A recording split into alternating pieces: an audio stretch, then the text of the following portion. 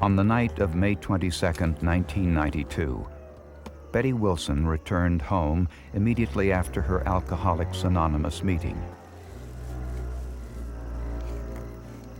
She had some last-minute packing to do for a vacation she was taking the next day with her husband. As she walked up the stairs, headed for her bedroom, she found her husband lying in a pool of blood. Clearly, Jack Wilson had been murdered, but how? Experts couldn't agree.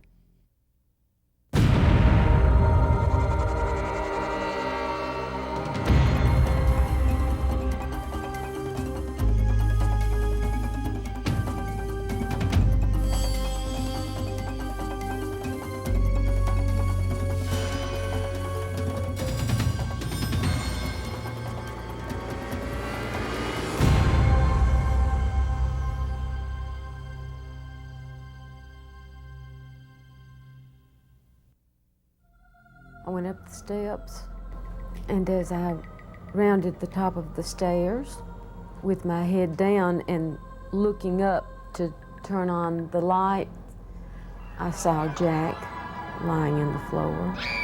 Betty Wilson immediately ran to a neighbor's house and called 911. Listen, this is the police department. Talk to me, okay? Were you in the house or did you walk in the house? Okay, you come home and you walked in the house and you saw this person laying on the floor. Who is the person to you? Okay, do you know if the person that hurt him is still inside? I don't know. I got a Okay. Now you just go stand there and you don't go back to your house, okay? And we've got an ambulance and we've got the police on the way. The Huntsville, Alabama police arrived at the murder scene within minutes of the call. Lying in the hallway was a white male who appeared to have been beaten and also stabbed. He was laying in a puddle of blood there in the hallway. Lying next to the body, the apparent murder weapon, a 34-inch long metal baseball bat covered with blood.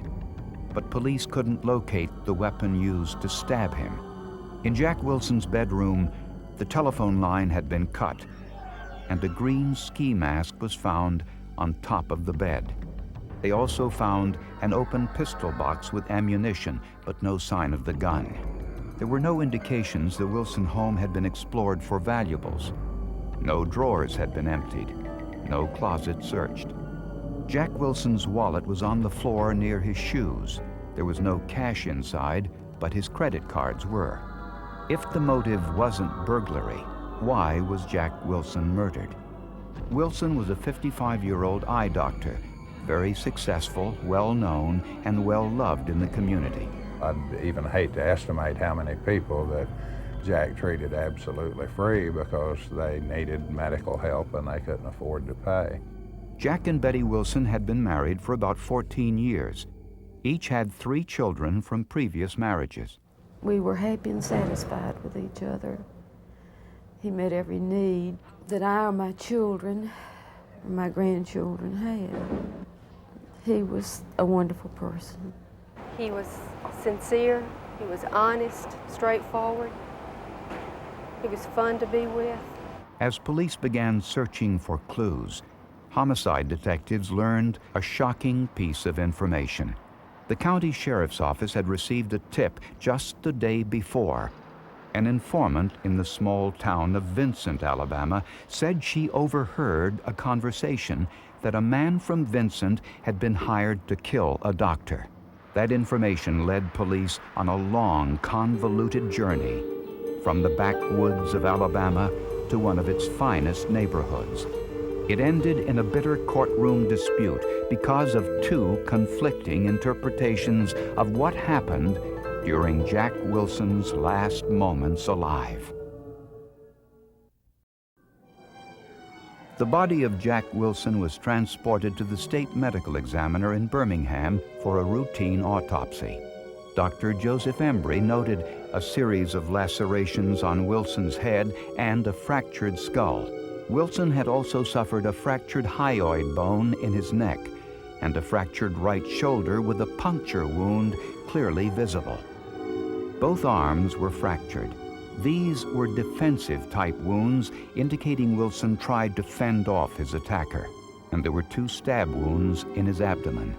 Officially, the cause of death was listed as blunt force trauma to the head. The Huntsville Police Serology Lab identified the blood found on the bat to be the same blood type as Jack Wilson, but they didn't find any fingerprints. Next, police turned to the information they received before the murder. We had a concerned citizen in the county that overheard a conversation that Mr. White had stated that he was going to Huntsville over the weekend to kill someone. Huntsville police drove to Vincent, Alabama, about 100 miles away, to interview James White. He lived in a trailer on the outskirts of town. James White was a handyman at the Vincent Elementary School where his children attended classes. Betty Wilson's twin sister, Peggy Low, taught first grade at the same school. White had a past criminal record, a history of drug and alcohol abuse, and a dishonorable discharge from the military. Police interrogated White for 10 hours, and he admitted being inside the Wilson home the night of the murder. Been drinking for the last 3 or 4 days, popping pills, drinking, smoking dope. And all I knew is I wanted to get away. They say the man got beat with a baseball bat, but I don't remember a baseball bat being around nowhere. But I do remember that I hit the man, he turned me loose. Before police returned to Huntsville, they searched White's trailer. They found a pair of shoes with a blood stain, which later matched Jack Wilson's blood type. In the abandoned house next door, police discovered a revolver, which was registered to Betty Wilson. And in James White's truck, a book of poetry from the Huntsville Public Library, which had been signed out by Betty Wilson. Police arrested James White and charged him in the murder of Jack Wilson. Then, a shocking disclosure. James White told police that Betty Wilson and her twin sister Peggy Low had hired him to kill Jack Wilson for $5,000.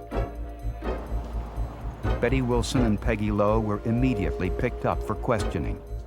The police came, they jerked me around. They jerked my watch off of my arm and threw it across the room, saying, "You won't need this where you're going." As police looked for a motive, rumors surfaced about the unconventional relationship between Jack and Betty Wilson. They lived separate lives with separate bedrooms and not much of a sexual relationship. Betty admitted to police she had a number of affairs while married to Jack. Jack Wilson suffered from Crohn's disease and wore an ostomy bag, which Betty admitted to friends she found repulsive. And in the mind of police, perhaps the strongest motive of all, Betty Wilson would receive the bulk of her husband's $6 million estate. The star witness, James White, without whom there was no case against the sisters, cut a deal with the prosecution, and he even had it in writing. He would implicate Betty Wilson and Peggy Low in return for a reduced sentence. The sisters were tried separately.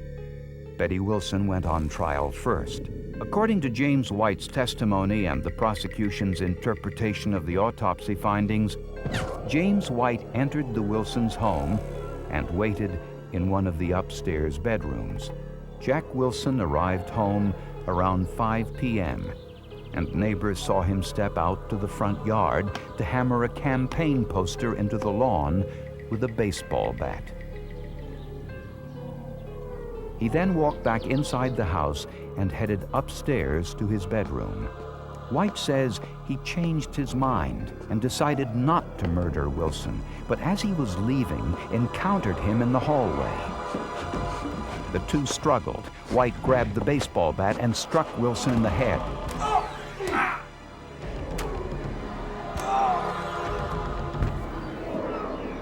He was then stabbed twice in the abdomen.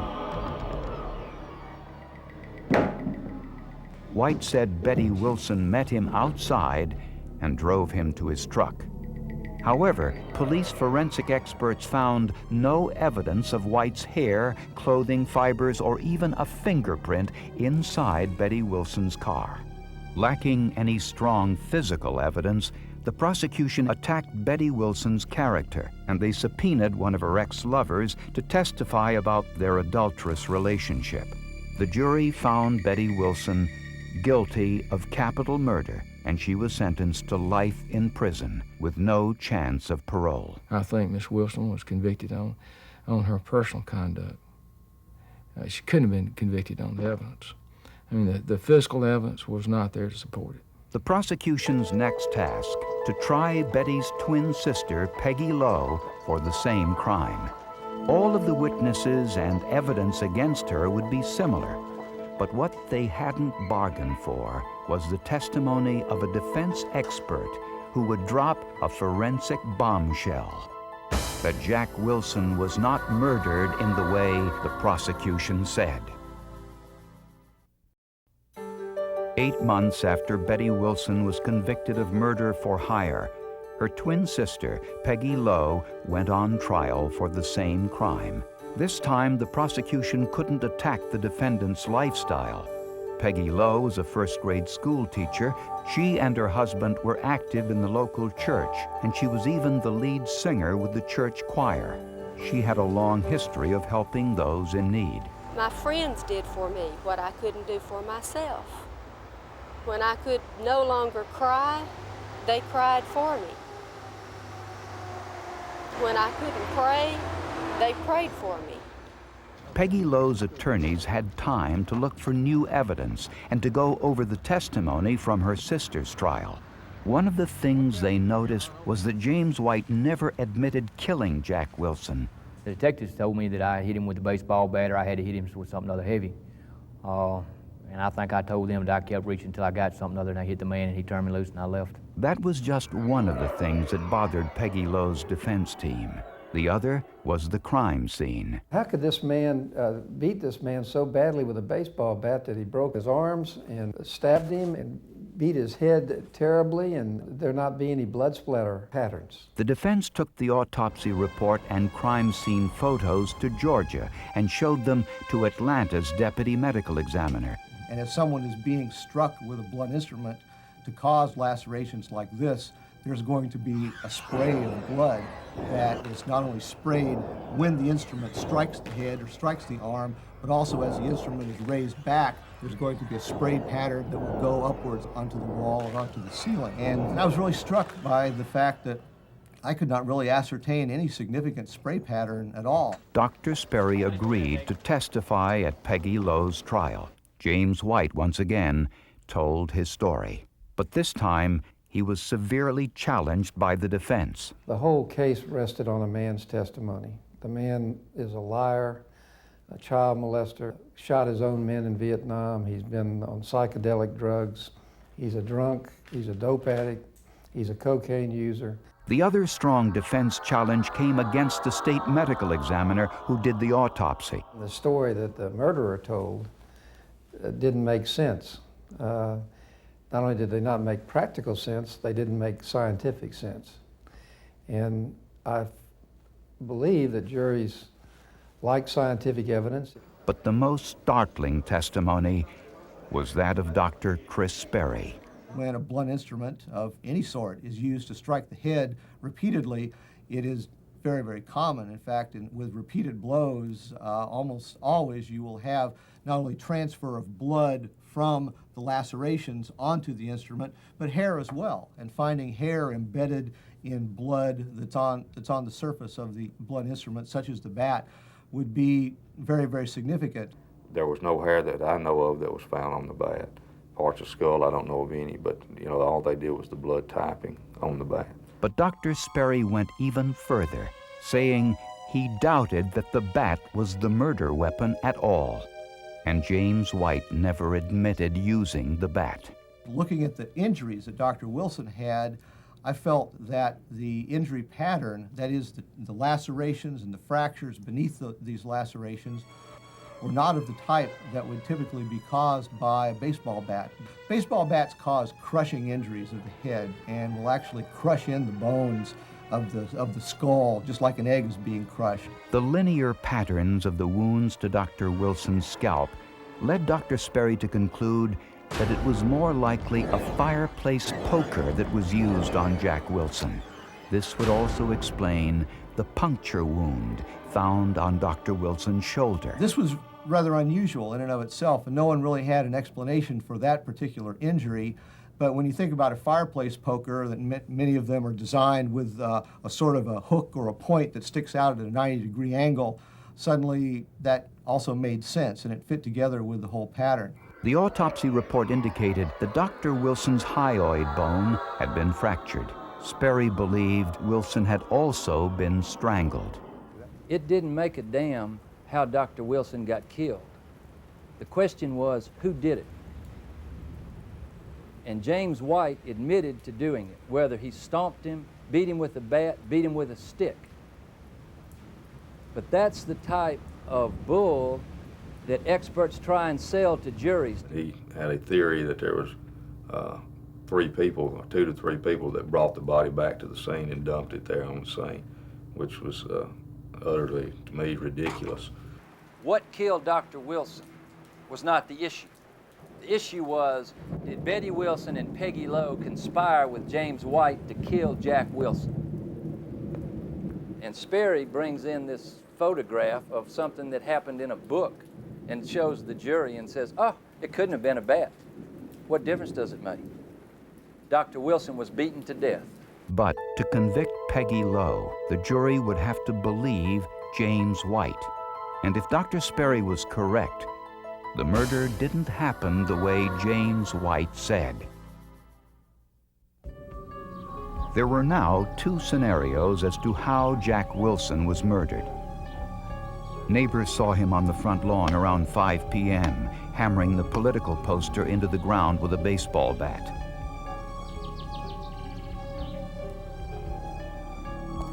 Using Dr. Sperry's interpretation, he was then attacked by at least 2 individuals. During the struggle, Wilson's hyoid bone was fractured. He was struck at least 9 times in the head and at least once in the shoulder, creating the puncture wound in the back of his neck. Then stabbed twice in the abdomen. The body was then placed in a tarp and carried into the house, dropped onto the wooden floor, and then turned 180 degrees.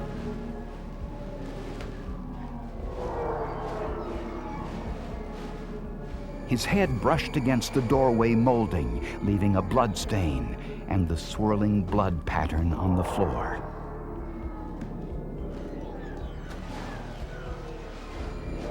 They smeared blood onto the bat so it would look like the murder weapon, took the fireplace poker and knife, and fled.